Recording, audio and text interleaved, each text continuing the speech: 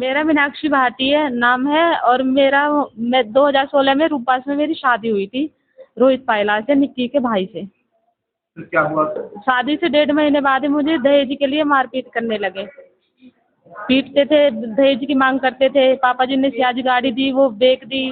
वो उन्हें पसंद नहीं थी, बोलते थे ये छोटी गाड़ी है, स्कॉर्पियो गाड़ी लेके आ, इसलिए दहेज के लिए पीटने चालू कर दिया मुझे।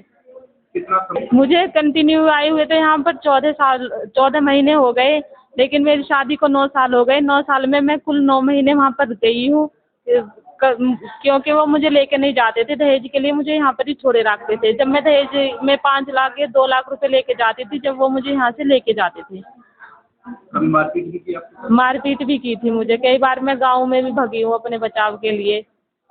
लेकिन निक्की के पापा वो झूठ बोल रहे हैं। क्यों? चोर चोरी करके ये नहीं कहेगा कि मैंने चोरी करी है।